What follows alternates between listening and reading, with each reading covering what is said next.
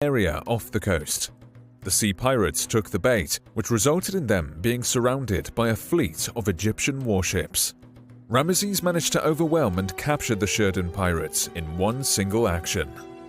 The surviving sea pirates were taken to Egypt as prisoners and forced to serve as personal bodyguards to the pharaoh for the remainder of their lives.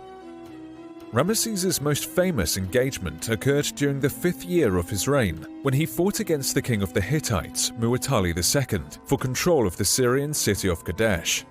The pharaoh desired a victory at Kadesh to expand his empire's borders into Syria, as well as to recreate his father's triumphant arrival into the city a decade earlier. The Battle of Kadesh became the largest chariot battle ever fought in history, involving an estimated 6,000 chariots. Ramesses was unsuccessful in capturing the city, but he declared victory upon returning to Egypt anyway. The pharaoh went as far as to claim that he had single-handedly saved the day and inscribed the story on temple walls all throughout Egypt. "Here I stand, all alone. There is no one at my side. My warriors and chariots have deserted me. None heard my voice when I, their king, called for aid. But I find that Amun's grace is far better to me than 1,000,000 fighting men and 10,000 chariots. I was ready to fight like an eager bull. Equipped with my weapons of victory, I charged their ranks, fighting like a pouncing falcon. I was like Ra when he rises at dawn. My rays burned the bodies of the rebels. I slew them without sparing any. They sprawled before my horses and lay slain in heaps of blood."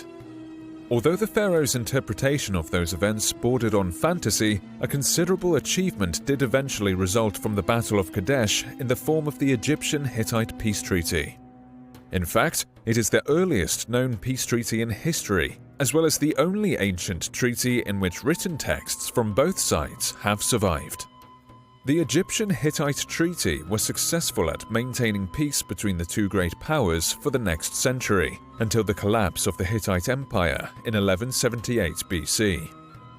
Ramesses went on to successfully suppress a Nubian rebellion shortly afterwards and ordered the events immortalized on a temple wall in Nubia, where he is depicted courageously charging into combat on a war chariot, alone against a swarm of rebels.